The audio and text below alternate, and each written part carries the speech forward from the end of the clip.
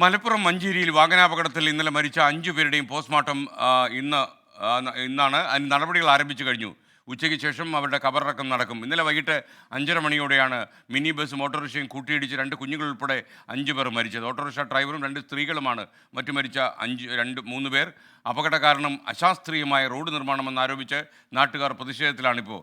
മഞ്ചേരിയിലെ അപകട സ്ഥലത്ത് നിന്ന് സമീർ ബിൻ കരീം തത്സമയം ചേരുന്നു. Sameer, good morning. വളരെ സങ്കടകരമായൊരു വാർത്തയാണ് ഇന്നലെ വൈകുന്നേരം വന്നത്.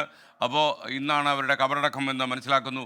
വിശദവിവരങ്ങൾ പറയുക. റോഡിൻ്റെ അശാസ്ത്രീയത നമ്മുടെ അന്വേഷണത്തിൽ എന്താണ് നമുക്ക് ബോധ്യപ്പെട്ടത്?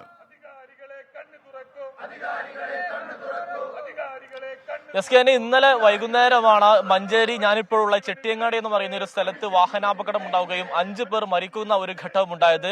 ഓട്ടോറിക്ഷ ഡ്രൈവറായിരിക്കുന്ന അബ്ദുൽ മജീദ്, ഒപ്പം തന്നെ ഒരു കുടുംബത്തിലെ മറ്റു 4 പേർ, മോസിന, തസ്നീമ, ഒപ്പം തന്നെ ഈ തസ്നീമയുടെ മക്കളായ 7 വയസ്സുകാരി റിൻഷ ഫാത്തിമ, 3 വയസ്സുകാരി റൈസ ഫാത്തിമ എന്നിവരായിരുന്നു മരിച്ചത്. ഇവരുടെ പോസ്റ്റ്മോർട്ടം നടപടികൾ നിലവിൽ മെഡിക്കൽ കോളേജ് ആശുപത്രിയിൽ ആരംഭിച്ചിരിക്കുകയാണ്. കൃത്യം രാവിലെ 7 മണിക്ക് തന്നെ ആരംഭിച്ചു. ഇനി ഏതാണ്ട് 9 മണിയോട് കൂടി പോസ്റ്റ്മോർട്ടം നടപടി പൂർത്തിയാക്കി 9:30 മുതൽ കിഴക്കേ തലയിലുള്ള ഒരു മദ്രസയിൽ പൊതുദർശനത്തിൽ വെക്കുമെന്നുള്ളതാണ് ഇപ്പോൾ ഏറ്റവും ഒടുവിൽ നമുക്ക് നൽകാൻ കഴിയുന്ന ഏറ്റവും പുതിയ വിവരം.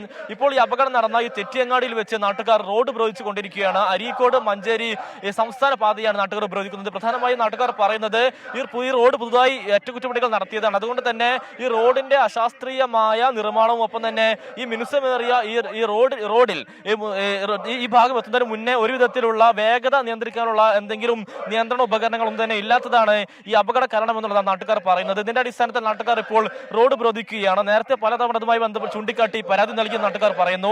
നേരത്തെ പരാതി നൽകിയ കോൺഗ്രസ് നേതാവ് നമ്മോടൊപ്പം ചേരുകയാണ്. എന്താണ് ഇപ്പോൾ റോഡ് ഒരുക്കേണ്ട കാരണം? എന്താണ് ഈ റോഡില് കുറെ ദിവസമായിട്ടെന്ന് പറയുമ്പോൾ ഒരു മെയ് മാസം തൊട്ട് ഒരു ആഴ്ചയിൽ ഒരു മരണം എന്ന രീതിയിൽ നടക്കുക, ആക്സിഡന്റ് നടക്കുകയാണ്. 2 മരണം ഇതിനു മുമ്പ് നടന്നു. അന്ന് ഞങ്ങള് മന്ത്രിയെ കണ്ടു. മന്ത്രി ഇടപെട്ട് ഇവിടെ കാര്യങ്ങൾ റോഡിൽ സുരക്ഷാ ക്രമീകരണം ചെയ്യാൻ വേണ്ടിയിട്ട് KSP ഏൽപ്പിച്ചു. KSP പക്ഷേ അത് കൃത്യമായിട്ട് ചെയ്തിട്ടില്ല. റോഡിൽ റംബിൾ സ്ട്രിപ്പ് ചെയ്യണമെന്ന് ഞങ്ങൾ പറഞ്ഞു, ചെയ്യാന്ന് അവർ പറഞ്ഞു. അതിന്റെ രേഖകളാണിത്. അവർ ചെയ്യാന്ന് സംബന്ധിച്ച റോഡിന്റെ റിപ്പോർട്ടാണിത്. ചെയ്യുന്നില്ല. അതുപോലെ സ്റ്റോപ്പ് ആൻഡ് പ്രൊസീഡ് പറഞ്ഞു. അപ്പൊ അവർ പറഞ്ഞത് സ്റ്റോപ്പ് ആൻഡ് പ്രൊസീഡ് ചെയ്യണമെങ്കിൽ 5 പേര് ഒരപകടത്തിൽ മരിക്കണം എന്നാണ്. ഒരപകടത്തിൽ 5 പേര് മരിച്ചാലേ സ്റ്റോപ്പ് ആൻഡ് പ്രൊസീഡ് വെക്കാൻ പാടുള്ളൂ എന്ന് പറഞ്ഞു. ഇപ്പൊ 5 പേരും മരിച്ചല്ലോ, ഇനി വെക്കട്ടെ. എന്നാൽ ഇത് തീരുമാനമാവാതെ ഞങ്ങൾ ഇവിടുന്ന് എണീക്കുന്ന പ്രശ്നമല്ല.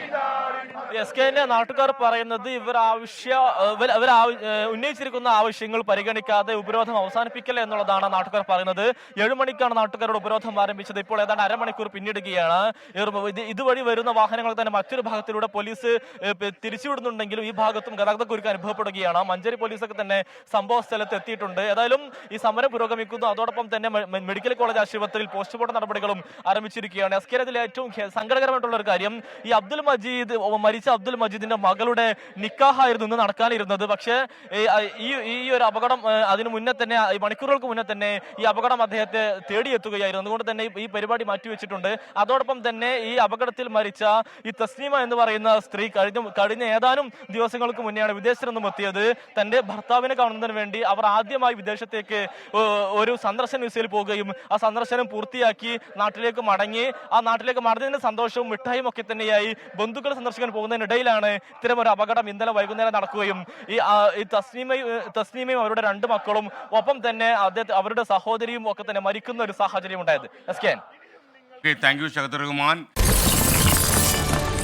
24 അഞ്ചിന്റെ വജ്രത്തിളക്കം.